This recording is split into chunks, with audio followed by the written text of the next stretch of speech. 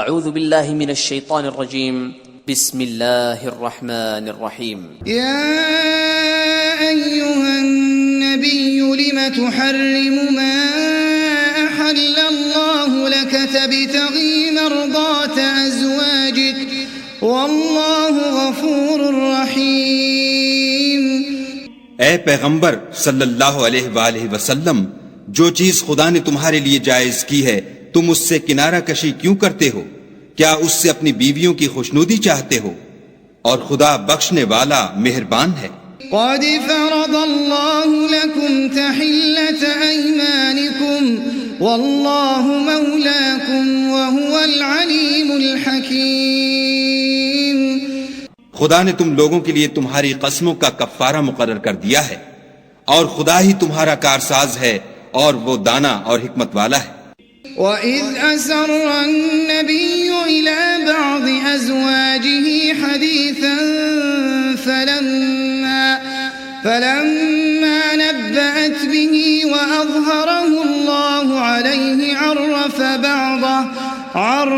بَعْضَهُ وَأَعْرَضَ عَنْ بَعْضٍ فَلَمَّا نَبَّأَهَا بِهِ قَالَتْ مَنْ أَنبَأَكَ هَذَا قال نبأني العليم الخبير۔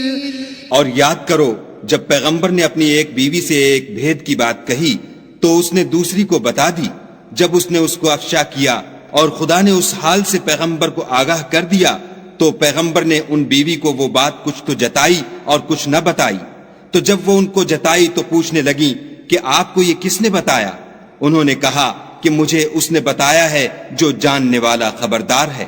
ان تتوبا الى اللہ فقد صغت قلوبكما وان تظاہرا علیہ فإن اللہ هو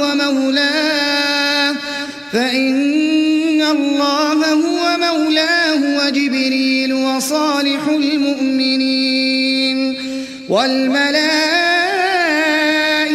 بعد ذلك ظہیر۔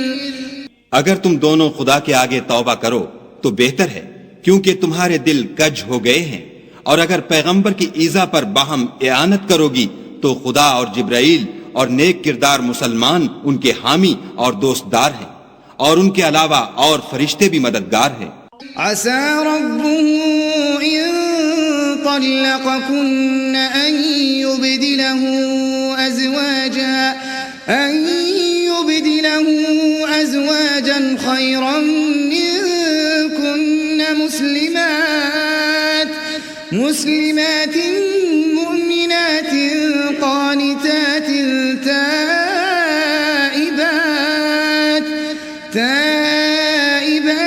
عابدات سائحات ثيبات وأبكارا۔ اگر پیغمبر تم کو طلاق دے دیں تو عجب نہیں کہ ان کا پروردگار تمہارے بدلے ان کو تم سے بہتر بیویاں دے دے، مسلمان، صاحب ایمان، فرما بردار، توبہ کرنے والیاں، عبادت گزار، روزہ رکھنے والیاں، بن شوہر اور کماریاں۔ یا ایہا الذین آمنوا قوا انفسکم واہلیکم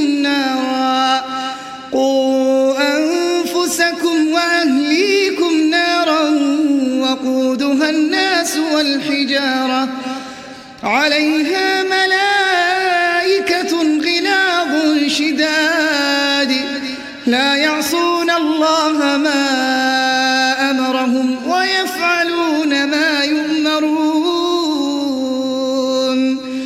مومنو، اپنے آپ کو اور اپنے اہل و عیال کو آتش جہنم سے بچاؤ، جس کا ایندھن آدمی اور پتھر ہیں، اور جس پر تند خو اور سخت مزاج فرشتے مقرر ہیں۔ جو ارشاد خدا ان کو فرماتا ہے اس کی نافرمانی نہیں کرتے، اور جو حکم ان کو ملتا ہے اسے بجا لاتے ہیں۔ یا ایہا الذین کفروا لا تعتذروا اليوم انما تجزون ما کنتم تعملون۔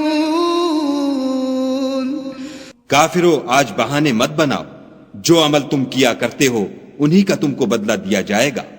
يا أيها الذين آمنوا توبوا إلى الله توبة نصوحا عسى ربكم أن يكفر عنكم سيئاتكم ويدخلكم جنات تجري من تحتها الأنهار يوم لا يخزي الله النبي والذين آمنوا معه نورهم يسعى بين أيديهم وبأيمانهم يقولون ربنا أتمم لنا نورنا واغفر لنا إنك على كل شيء قدير۔ مومنو، خدا کے آگے صاف دل سے توبہ کرو، امید ہے کہ وہ تمہارے گناہ تم سے دور کر دے گا اور تم کو باغہائے بہشت میں جن کے نیچے نہریں بہ رہی ہیں داخل کرے گا۔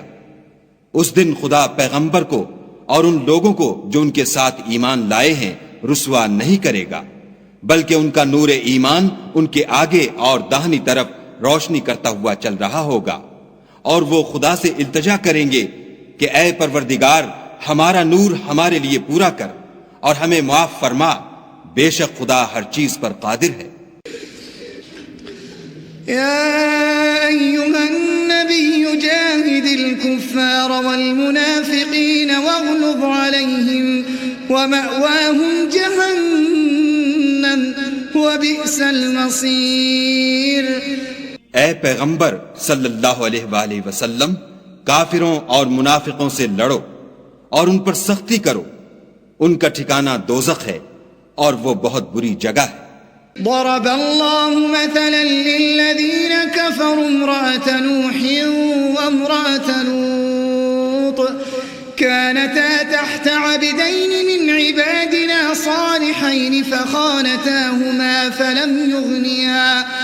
فلم يغنيا عنهما من الله شيئا وقيل ادخلا النار مع الداخلين۔ خدا نے کافروں کے لیے نوح کی بیوی اور لوط کی بیوی کی مثال بیان فرمائی ہے۔ دونوں ہمارے دو نیک بندوں کے گھر میں تھیں اور دونوں نے ان کی خیانت کی، تو وہ خدا کے مقابلے میں ان عورتوں کے کچھ بھی کام نہ آئے، اور ان کو حکم دیا گیا کہ اور داخل ہونے والوں کے ساتھ تم بھی دوزخ میں داخل ہو جاؤ۔ وضرب الله مثلا للذين آمنوا امرأة فرعون إذ قالت رب ابن لي عندك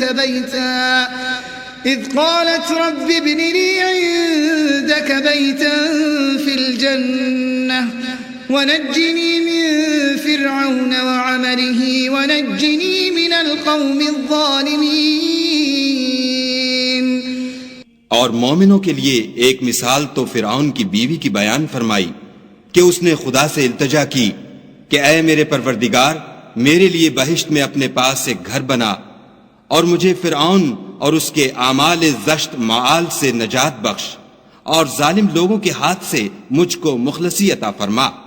ومريم ابنة عمران التي أحصنت فرجها فنفخنا فيه من روحنا وصدقت بكلمات ربها وكتبه وكانت من القانتين۔